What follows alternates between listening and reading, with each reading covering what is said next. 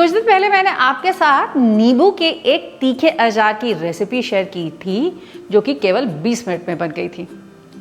अब आप में से बहुत लोगों ने मुझे कमेंट्स में लिखा कि पंकज जी, ऐसा ही एक नींबू का मीठा अचार की रेसिपी भी शेयर कीजिए ना हमारे साथ, जो जल्दी से बन भी जाए, जिसे हम लंबे समय तक स्टोर भी करके रख सकें और जो जल्दी खराब भी ना हो। तो लीजिए, हाजिर है ना आप सबकी पॉपुलर डिमांड पे एक ऐसी ही नींबू के मीठे अचार की रेसिपी। तो आज के नींबू के अचार की खासियत ये है भाई कि पहली बात तो इसमें कोई तेल नहीं पड़ता है। आप इसे गुड़ से भी बना सकते हैं और चीनी से भी बना सकते हैं। और अचार की रेसिपी तो है ही है, इसके साथ साथ मेरे पास है कुछ खास टिप्स आज आपके लिए कि कैसे नींबू की जो कड़वाहट होती है आप उसको इंस्टेंटली ख़त्म कर सकते हैं। और इसी के साथ साथ आज मेरे पास एक बहुत स्पेशल टिप है कि कैसे आप इंश्योर कर सकते हैं कि आपका जो अचार है वो लंबे समय तक चले, जल्दी ख़राब ना हो। और जानते हैं क्या, ये अचार हाजमे के लिए बहुत अच्छा होता है। वैसे अगर आपको कोई और अचार की रेसिपी जाननी हो ना, तो आप जल्दी से कमेंट्स में लिखकर मुझे बता दीजिए, मैं वो रेसिपी भी आपके साथ शेयर कर लूँगी। फिर क्या कहते हैं, शुरू करें?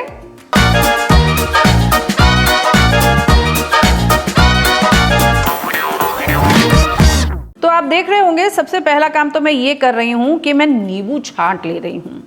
बस इसमें सिर्फ ये चेक कर रही हूँ कि कोई भी नींबू दागी ना हो, क्योंकि जो दागी नींबू होता है ना, उसकी वजह से आपका जो नींबू का अचार है वो जल्दी ख़राब हो जाता है। दूसरी बात जिसका हमको ख्याल रखना है वो ये है कि आपका जो नींबू हो ना, वो पतले छिलके का हो, मोटे छिलके का नहीं, क्योंकि जितना पतला छिलका होगा उतनी कड़वाहट भी इसमें कम होगी और जूस भी ज़्यादा होगा। अब तीसरा काम हम ये करेंगे कि पहले इन नींबू को अच्छे से पानी से धो लेंगे। डन। अच्छा, अब नींबुओं में ना छिलके में होती है कड़वाहट। अब इस कड़वाहट को ख़त्म करने के लिए हम क्या करते हैं, नींबुओं को कम से कम 2 दिन के लिए पानी में भिगो करके रखते हैं। छिलके की जो कड़वाहट है ना, वो कम हो जाती है। इसी के साथ साथ ये नींबू थोड़ा सा गल भी जाता है। तो आज इस पूरे प्रोसेस को 2 दिन से हम कट डाउन कर लेंगे केवल 5 मिनट में। कैसे? उसके लिए मुझे चाहिए होगा एक प्रेशर कुकर। अब इन नींबुओं को थोड़े से पानी के साथ हम प्रेशर कुकर में ले लेंगे और 1 सीटी आने तक इसे पका लेंगे। तो जब तक हमारे नींबू पकते हैं ना, इसका मसाला तैयार कर लेते हैं। और मसाले के लिए हमें चाहिए होगा सौंफ, मेथी दाना, अजवाइन, काली मिर्च का पाउडर, सादा नमक, काला नमक, थोड़ा कश्मीरी रेड चिली पाउडर और इसके साथ हींग। अब पहला काम हम ये करेंगे, इस मसाले के लिए ये सौंफ और मेथी दाना, इनको हल्का सा भून लेंगे। 1 टेबलस्पून लेंगे हम मेथी दाना, 1 टेबलस्पून सौंफ और इसे लाइटली रोस्ट कर लेंगे। ध्यान हमें इस बात का देना है कि हमको अपनी सौंफ को या मेथी को कलर नहीं करना, ब्राउन नहीं होनी चाहिए ये, बस हल्की सी खुशबू आए, हल्का सा ये सूख जाए, बस इसे इतना ही भूनना है। अब गैस को करते हैं बंद और पहले इसे हल्का सा हम ठंडा हो जाने देंगे। अब इसमें मैं ऐड करूंगी 1 टीस्पून हींग। अच्छा, क्या आप जानते हैं कि अचार में हींग क्यों ऐड की जाती है? वो इसलिए क्योंकि हींग अचार को खराब होने से प्रिवेंट करती है। इसलिए आपने अक्सर नोटिस किया होगा कि ज़्यादातर सारे अचार में हम हींग ज़रूर डालते हैं। अब आपसे कहा था ना, इस अचार की खासियत है कि ये हाजमे के लिए बहुत अच्छा है। तो जो सौंफ हमने ऐड की है या हींग हमने ऐड की है, वो इसके हाजमे को बढ़ाती हैं। और इसी के साथ साथ हम इसमें ऐड करेंगे 1/4 टीस्पून अजवाइन भी, ये भी इसकी डाइजेस्टिव प्रॉपर्टीज़ को बढ़ाती है। तो जितनी पैन में हीट बची थी ना, उतनी हीट में ये जो हमारी अजवाइन है या फिर हींग है, ये दोनों थोड़ी सी फ्रेग्रेंट हो जाएंगी। अब क्या करेंगे, इसे मिक्सी में पीस करके इसका एक फाइन पाउडर बना लेंगे। मसाला भी पिस गया और प्रेशर कुकर की सीटी भी आ गई। तो गैस को कर दिया है मैंने बंद और प्रेशर को अपने आप रिलीज हो जाने देंगे, तब इसका ढक्कन खोलेंगे। तब तक ये जो मसाला हमने पीसा है इसमें बाकी के सारे हम मसाले मिला लेते हैं। अब इसमें मिलाएंगे 1 टेबलस्पून काली मिर्च का पाउडर, 1 टेबलस्पून लाल मिर्च का पाउडर, 1 टेबलस्पून काला नमक और 1.5 टेबलस्पून सादा नमक। अब ये देखिए नींबू जो है वो अच्छे से गल चुका है। इसे पानी से हम निकाल लेंगे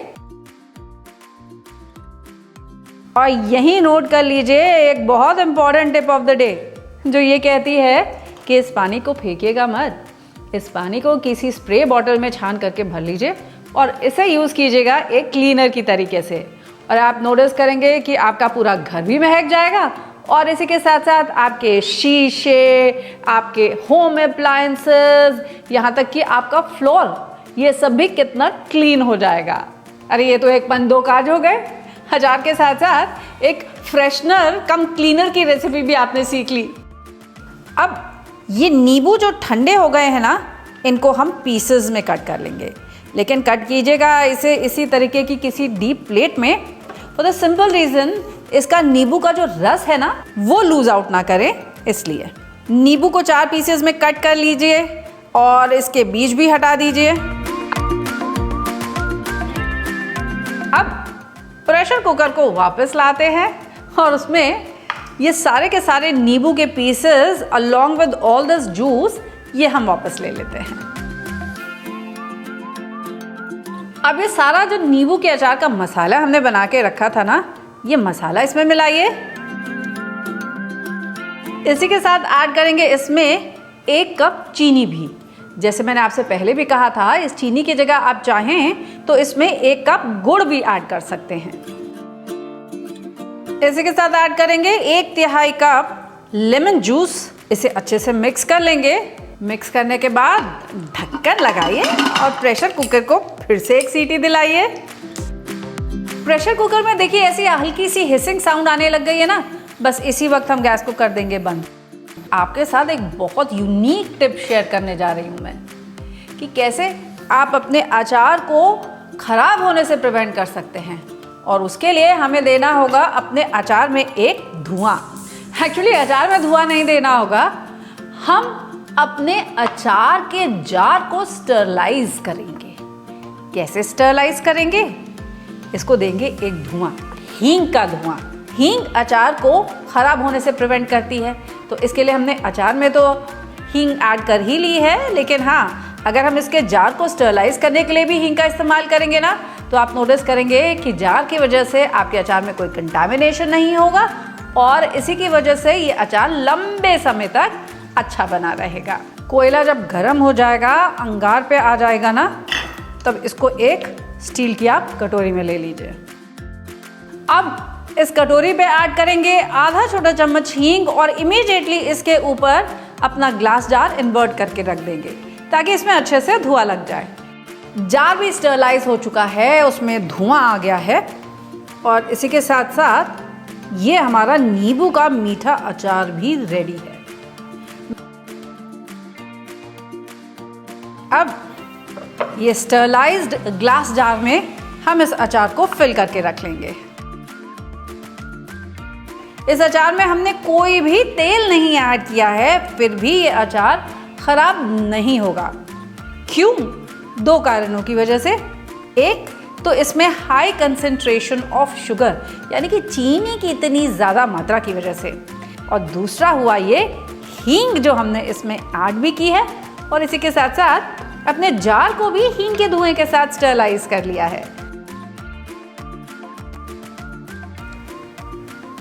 बहुत ही बढ़िया बना हमारा नींबू का अचार। आप भी इसे घर में ज़रूर ट्राई कीजिएगा और मुझे ज़रूर बताइएगा कि मेरा 20 मिनट में बनने वाला नींबू का अचार जो है, ये अचार आपको कैसा लगा, मुझे ज़रूर बताइएगा कमेंट करके।